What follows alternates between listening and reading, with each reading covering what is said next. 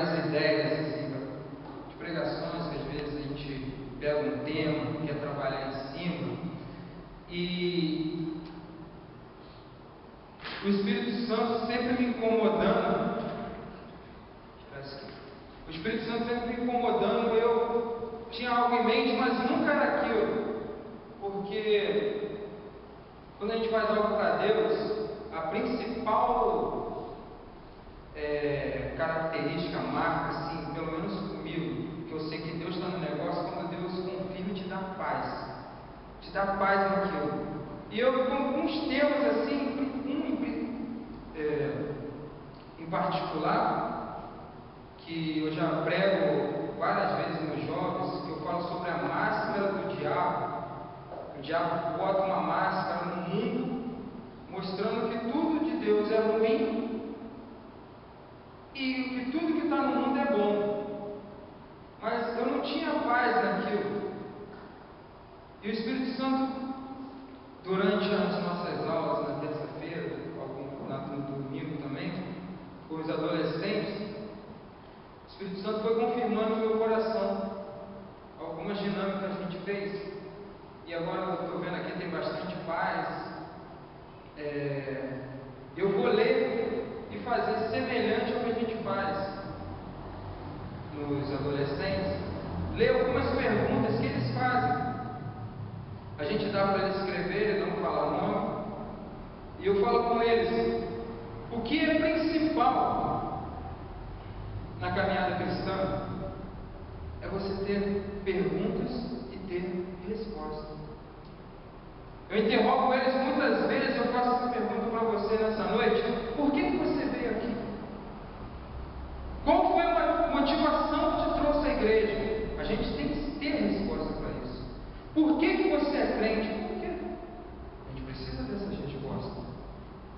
E a gente também precisa estar sempre nos perguntando: o que eu faço na igreja? Por que eu vou lá? O que eu faço servindo a Deus hoje? Eu vim aqui cedo, depois quando eu voltei, as irmãs estavam terminando de lavar, isso aqui estava tudo molhado, mas estava um brinco. E a gente arrumando as cadeiras, aí eu estava mexendo nas cadeiras ali, as irmãs estavam ali fora organizando as coisas, eu pensei: poxa, que privilégio que a gente tem, trabalhar na casa de Deus. Antes, para trabalhar no tabernáculo, você tinha que ser de uma tribo especial, separado, e hoje a gente, com essa mão toda pecadora, a gente pode mexer os utensílios santos da casa de Deus. Isso é um privilégio, isso é uma honra. Mas por que você veio aqui? Abrindo um parênteses, essas perguntas a gente tem que fazer para agradar o irmão, para agradar o pastor, para mostrar que você sabe, ou por amor à obra de Deus. Essas perguntas a gente tem que fazer para nós, e as respostas nós precisamos ter. Eu estou abrindo um parênteses com algo que aconteceu hoje, e por isso é isso que eu falo com eles.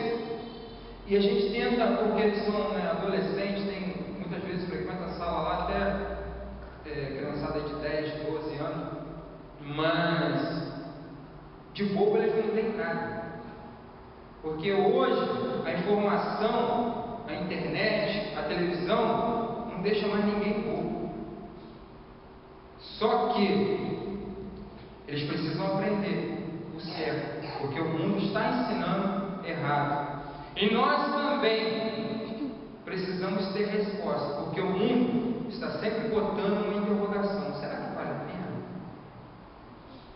Será que você dá o dízimo? Vale a pena? Será que você ir todo domingo na igreja, toda semana, vale a pena? Será que buscar uma vida santa, igual a igreja fala aí, vale a pena? Então, irmãos, vou fazer umas perguntas aqui, quer dizer, eu vou ler, olha, tá com a letra deles ainda. Essa letra feia aqui não é minha não, aposto que essa aqui é do John. Então, mas tem umas perguntas aqui muito inteligentes, que ao responder para eles, na verdade era o Espírito Santo me ensinando também muita coisa. Então, eu vou compartilhar com vocês aqui, por exemplo,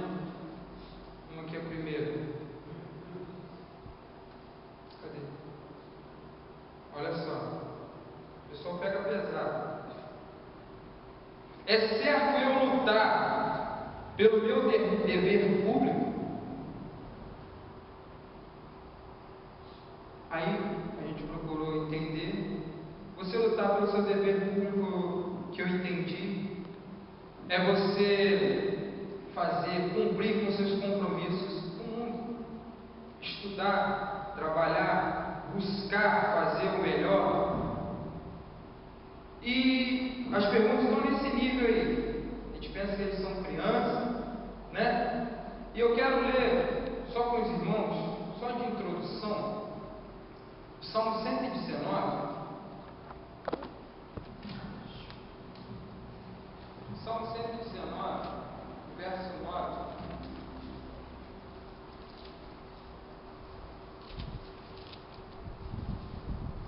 Salmos.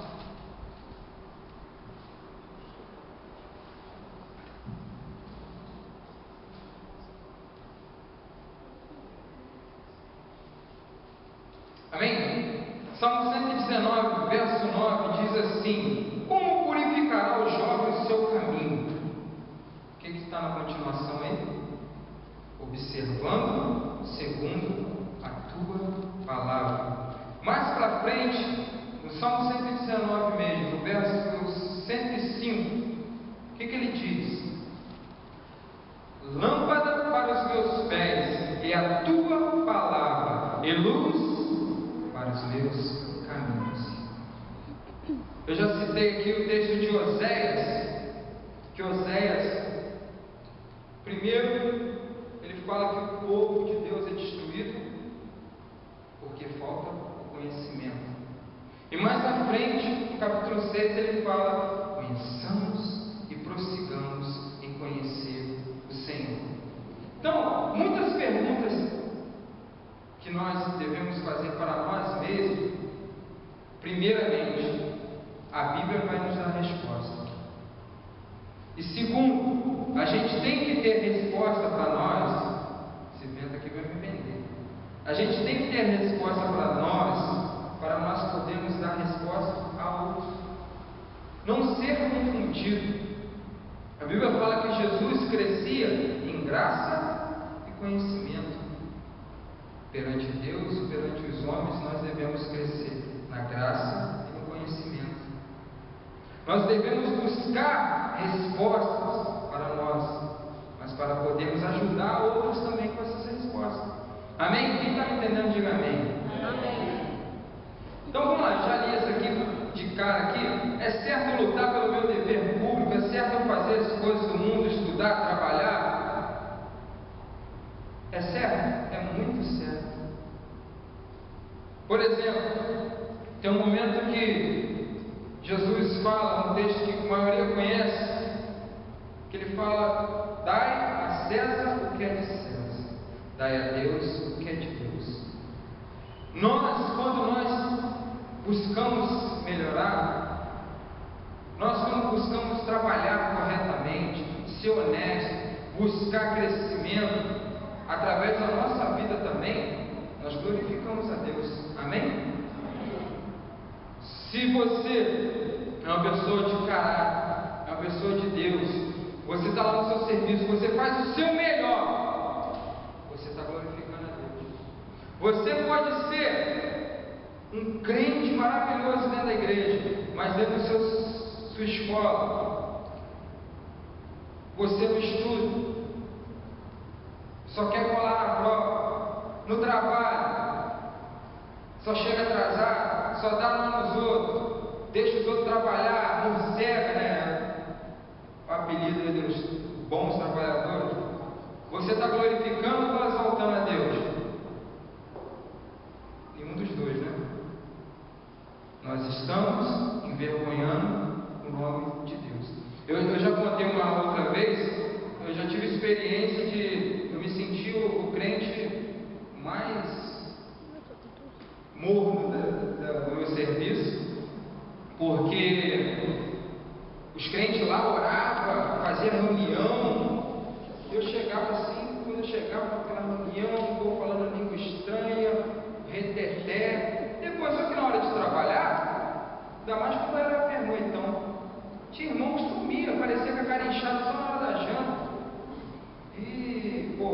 turma lotada, sabe que nego descascava, né? Aí sabe qual é o apelido? Crente safado. Aquele crente pilantra. Ele estava envergonhando o nome de Deus. Agora, quando você faz quietinho, faz na sua, mete bronca, ajuda todo mundo, dá o seu testemunho, sem abrir sua boca. Quando eu estudo, quando eu procuro ser um jovem, os jovens estão aí, ser um jovem estudioso, que está buscando melhorar, que não fica só preocupado em colar na prova, em dar nome ao professor, faz os seus trabalhos. Você está dando um exemplo de uma pessoa responsável. Quando você abrir a boca para falar Jesus, as pessoas vão dar ideia. Agora, quando você não tem compromisso com nada, você vai falar de um Deus santo, você vai falar de um Deus de compromisso. Então, é certo eu lutar pelos meus deveres públicos, é certo. Mas, eu levei para o outro lado, mas devemos dar testemunho de Jesus em tudo em que fazemos. Amém? Vamos para uma outra pergunta aqui? Isso aqui é legal. Por que quando eu falo que sou evangélico com as pessoas, elas falam, escutando rock assim, e é evangélico? É engraçado isso aqui, porque tem dois lados essa pergunta. Se você escuta um rock, Oficina G3, Fruto Sagrado, algumas banda evangélica aí, tudo bem, está perfeito. O mundo vai falar. O diabo é acusador, o diabo é mentiroso, ele vai usar o que ele tem para falar do povo de Deus. Se ele não tem o que falar, ele mente, mas ele vai falar. Agora, se você é de Deus e se enche de coisas que não é de Deus, o diabo vai ser o primeiro a apontar na sua cara. Que Deus é esse? Que igreja é essa? Você é evangélico? Mas você faz isso? Já falei e repito: o diabo é o acusador. Então, nós devemos nos preocupar, primeiramente, com a nossa santidade.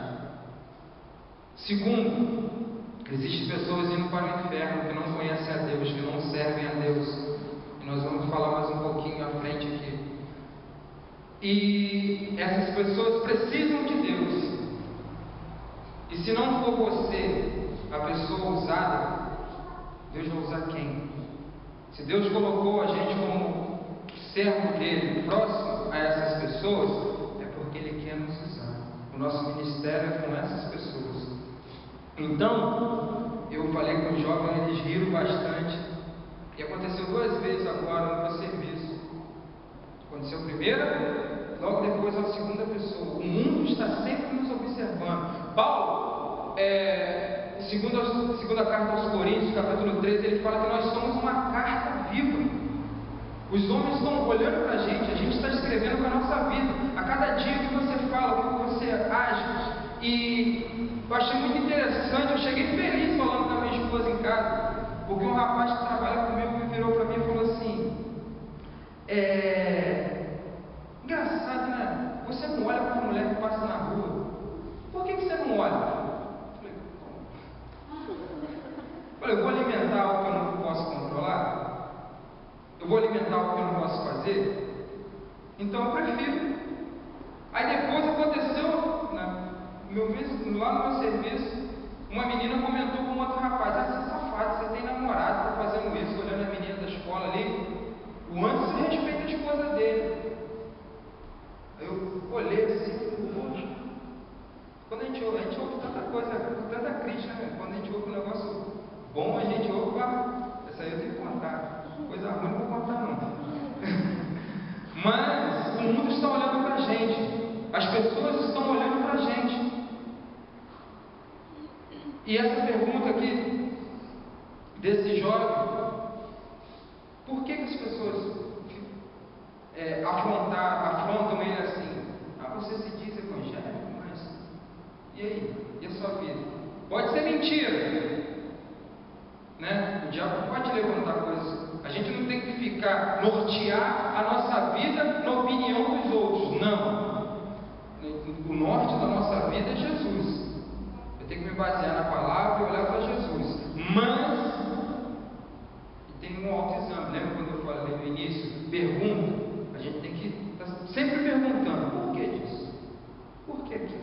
e achar a resposta.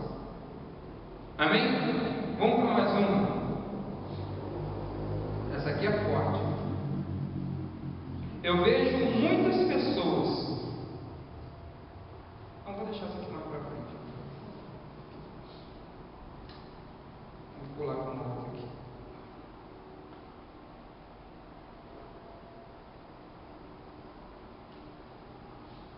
Isso aqui é interessante.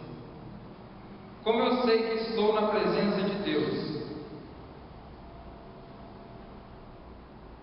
Como você sabe que você está na presença de Deus? Falando assim, jovem não pega leve comigo não. Se manifesta aí. Como eu sei que eu estou na presença de Deus? A gente tem que buscar a Deus sempre. A gente tem que buscar a presença de Deus sempre. Porque o próprio Jesus disse que o mundo jaz no maligno. Então, como que eu sei que eu estou na presença de Deus? Eu não sei se eu estou na presença de Deus. Eu quero a presença de Deus sempre. Eu não posso me contentar. É uma busca. Assim como o profeta salmista Davi, ele fala assim: uma corça anseia pelas águas, a minha alma anseia pela tua presença. Se você achar que você está na presença de Deus e relaxar, quando você vê, você já está bem distante. Como que eu sei que eu estou na presença de Deus? Buscando a Deus dia a dia. Lâmpada para os meus pés é a tua palavra e luz para os meus caminhos. Então eu tenho que buscar a palavra. Salmo 1, que ele diz que na sua lei medita de dia e de noite. Eu tenho que estar pensando nas coisas de Deus. Orar sem cessar, buscando a Deus em oração. Adorar a Deus. Essa semana mesmo eu estive falando com um jovem. Tem gente, tem crente, que tem dificuldade de adorar a Deus. Como é que pode isso? Você não pode, eu não consigo entender. Tem dificuldade para adorar a Deus. Adorar a Deus, gente, é coisa de inteligência. Porque em João capítulo 4 diz que Deus busca os verdadeiros adoradores. Deus procura. Então como que eu sei que eu estou na presença de Deus? Se eu estou com essa dúvida, eu vou adorar, porque Ele vai me achar. Não sou eu que vou achar Ele, Ele vai me achar. Quem está me entendendo? Não dá uma cutucada do seu irmão aí. Não sai da presença dele não. Fala com ele. Não sai da presença de Deus não. Então, eu estar na presença de Deus. Só para a gente dar uma resumida aqui. Eu preciso congregar. Eu preciso dia a dia, porque só na igreja não dá. Ler a palavra, orar e adorar a Deus. Eu sempre falo isso. Grandes momentos assim, de adoração, de sentir o poder de Deus na minha vida, momentos assim maravilhosos, foi eu na minha casa. Que muitas vezes a gente aqui está ministrando, mas passando, preocupado com a nota, preocupado com isso, e a gente não quer também atrapalhar a adoração da igreja, de vocês. Então a gente tem que segurar. O pastor ainda brincou comigo na quarta-feira, falou assim: irmão, eu segurei, mas por quê? Para não confundir, senão dá uma zebra, joga a guitarra pro alto, deve dar cambalhota em cima. Então, mas é dia a dia, irmãos. Amém? Vamos mais uma pergunta aqui. Como eu sei que Deus me ouviu assim que eu termino de falar com Ele? Falando que esse povo pega pesado. Escrever, esse rapaz aqui não sabe escrever não, acho que é do Jonathan também. Mas perguntar, eles perguntam bem. Como eu sei que Deus me ouviu, gente? O nosso Deus é onisciente, onipresente. E glória Tem uma passagem no livro de Daniel, que Daniel ora uma semana. Daniel, o que acontece nessa situação? Daniel, o povo da Babilônia, estava escravo. Ele era escravo. Ele se deu bem lá porque foi sábio, mas ele era escravo.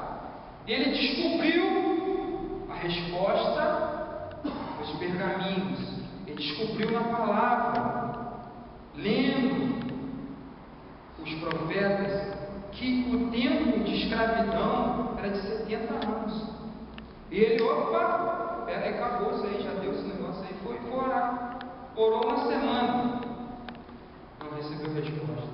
Orou 2 semanas, não recebeu resposta. Orou mais uma, terceira. Aí de repente, parece um semelhante ao filho do homem. Parece um anjo na frente dele. E fala com ele: rapaz, desde o primeiro dia sua oração já tinha sido ouvida. Mas teve um problema lá com o capeta, quis segurar, levantou lá um príncipe da Pérsia lá, subiu, mas Deus me enviou, eu arranquei o pescoço daquele sem vergonha e trouxe aqui a sua resposta. Pode demorar para a gente, mas que Deus ouviu, ouviu. Amém? Amém. Olha para esse amado que está próximo a você e fala assim: ó, Deus te ouviu. Ele ouve.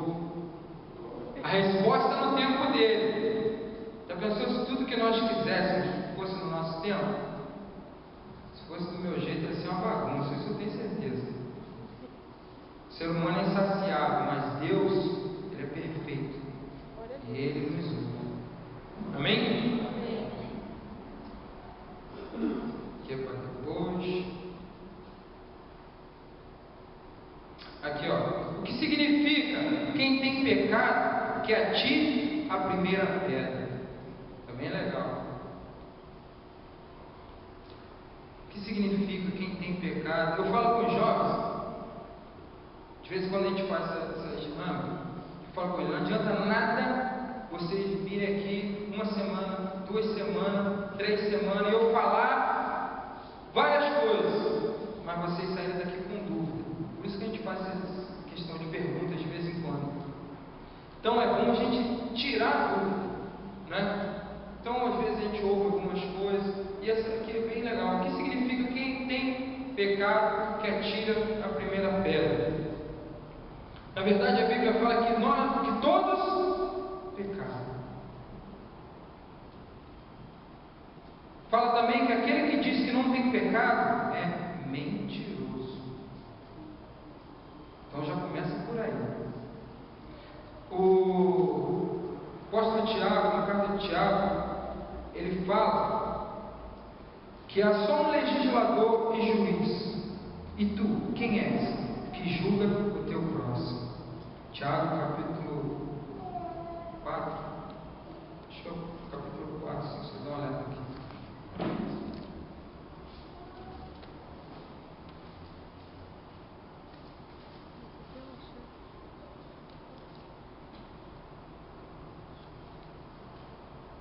Isso, capítulo 4, verso 11. Irmãos, não faleis mal uns dos outros. Quem fala mal do seu irmão, julga seu irmão. Fala mal da lei, julga a lei. Ora, se julgas a lei, não és observador da lei, mas juiz.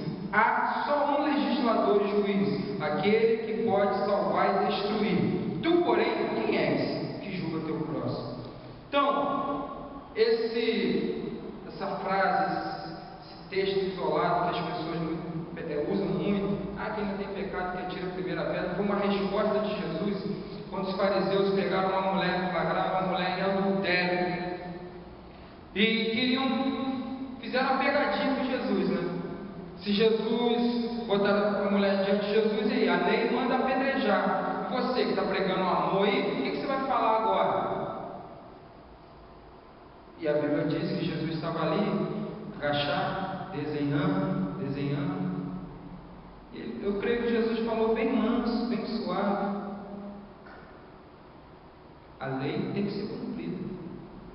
Quem não tiver nenhum pecado, atire a primeira pedra. Porque é muito fácil condenar a pessoa que está em adultério é mais fácil que o mentiroso, né? Mentiu, está em adultério. A lei dos homens é uma lei que dá proporções. Esse crime aqui é 1 ano, esse aqui 10 anos, esse aqui não tem criança, vai ficar agarrado. É crime hediondo.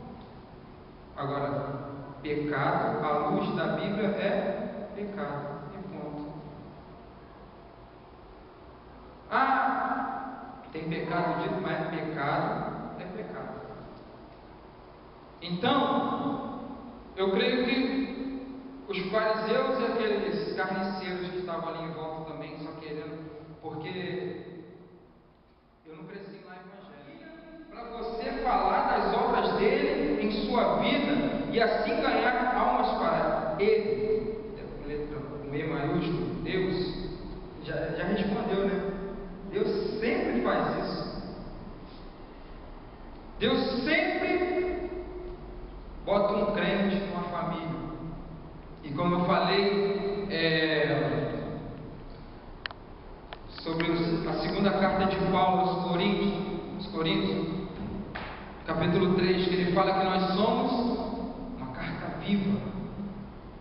Ele quer que através da nossa vida, nossos parentes conheçam Jesus. Amém? Então, isso aí é sempre. Então, qual o nosso primeiro, o pastor pregou sobre isso uns tempos atrás, o nosso primeiro ministério é onde?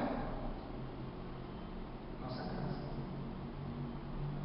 Nossos tios, nossas irmãs, irmãos, primos.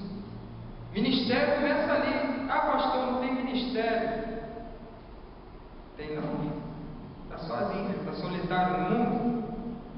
É o ministério mais maravilhoso que existe, que os anjos desejam fazer e não pode, que é falar do amor e do poder de Jesus.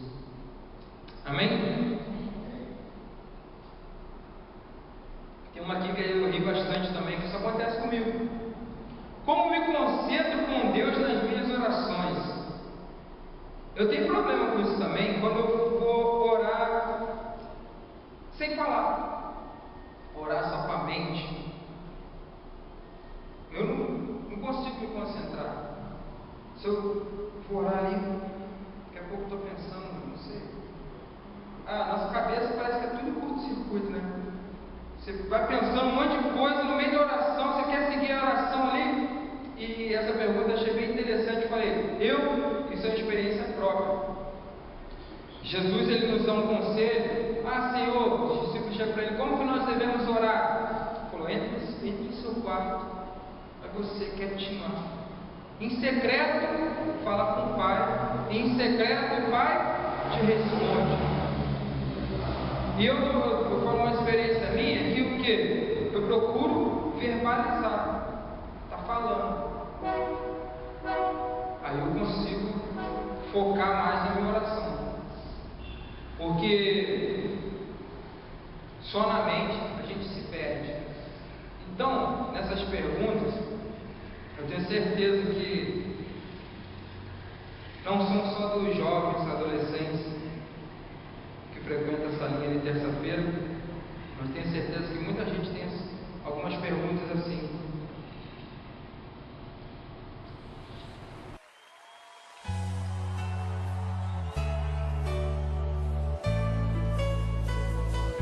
Eu sei aonde é o meu lugar, Senhor. Eu quero habitar contigo, meu Deus. Me dá teus conselhos. Eu não quero errar outra vez. Não quero deter-me no caminho que só mal me fez. Prefiro tua casa, onde eu me assento contigo, distante da roda que se assentam os meus inimigos.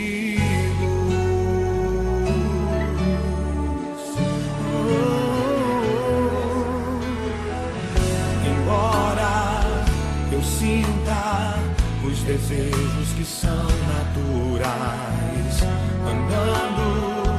contigo.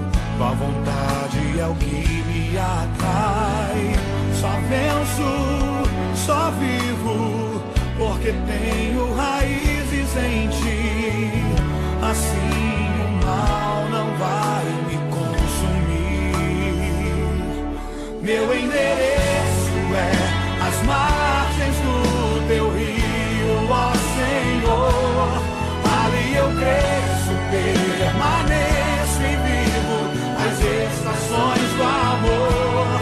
Quero ser bem-aventurado, meditar na tua lei.